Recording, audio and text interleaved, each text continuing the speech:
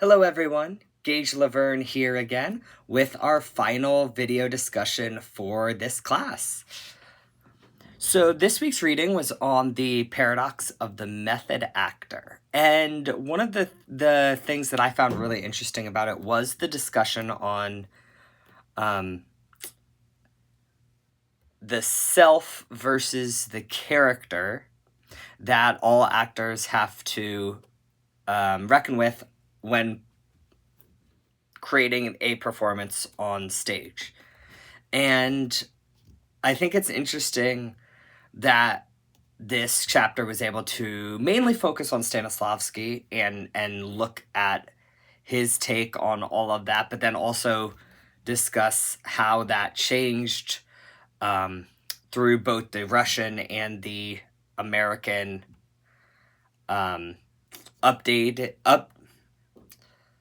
changes, and as it was updated through time and each individual adapting their own version of Stanislavski's method. A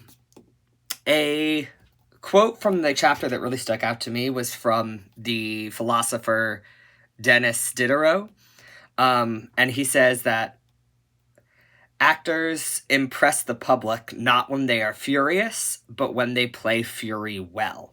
And I think that's interesting to think about because while we oftentimes tell actors that they are playing a character and they need to portray and bring out that character to the audience, we also know that actors are humans and there is still that part of them on stage with them.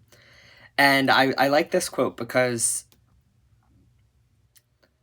it shows that the audience wants to see the fury of the scene played out on stage, but they don't necessarily need the actor to actually be furious. They just need to see fury played out to move the scene along.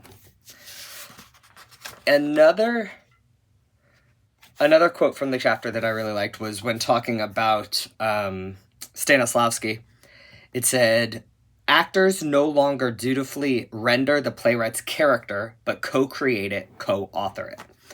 And I think that's a big thing, especially as I talk to my middle schoolers about the shows that we do, about how they are not just reading lines from a script that have been written, and they're not just playing a character, especially in middle school when a lot of the shows that middle schools tend to pick are famous IPs and famous shows that people have seen before, that you're not just recreating another version of Simba or Belle or Elsa, but you actually, as an actor, have the ability to create your own thoughts and ideas for your character and embed that in the acting of the show.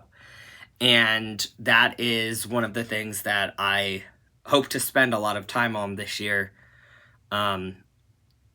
especially with my middle schoolers, working on giving them that ownership and that feeling of I do have a say and I do get to help create how my character acts and where my character goes, as opposed to just recreating what is written in the script or doing exactly what the director tells them to do, but that they have some ownership over their character, because that's kind of the fun of acting, isn't it?